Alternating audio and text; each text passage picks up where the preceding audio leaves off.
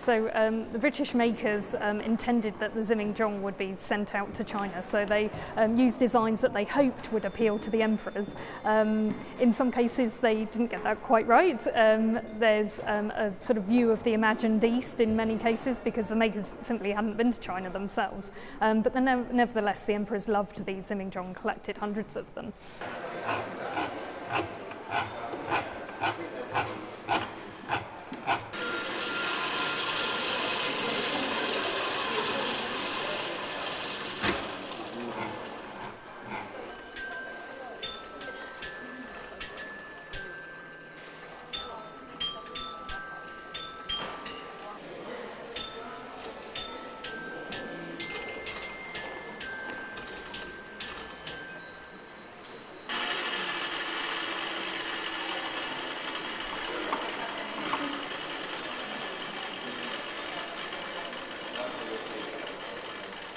Yeah, so these are interactives provided to us by the Hong Kong Science Museum.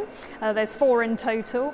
One shows how a clockwork mechanism is powered, another shows how the music works, another shows the effect of water shimmering, how that's achieved mechanically, and another shows how a dome could open and close. So really beautiful things and great to experiment with.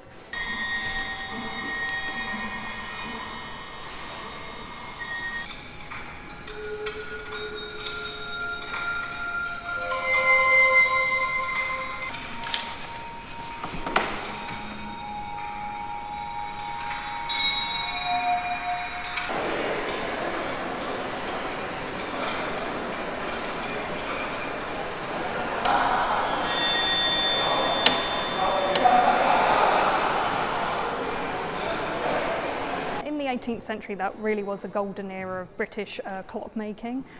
This was the era of the development of the marine chronometer and things like that. So, as you say, very intricate pieces, yes, and that sort of timekeeping ability was put into the Zimingzhong, as well as the beautiful elements and the moving parts and that sort of thing.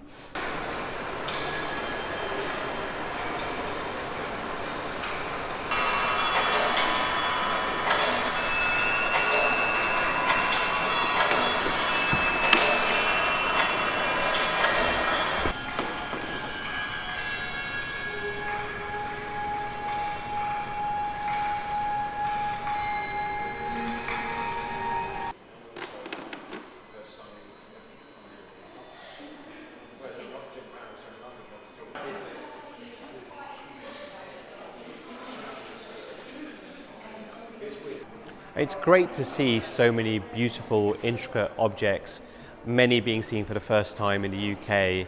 And it's also great to see it's like a page from history as to the trade between Britain and China, but also a view of what British clockmakers thought China was and what they thought China wanted to see of Europe.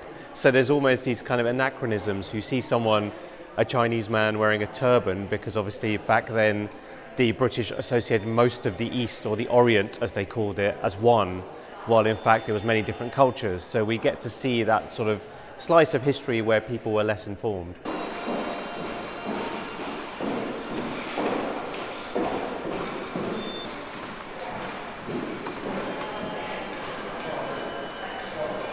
It's a perfect time for us to be opening today. Chinese New Year is just around the corner, and that gives us a chance to really celebrate these beautiful pieces that the Palace Museum have generously lent to us.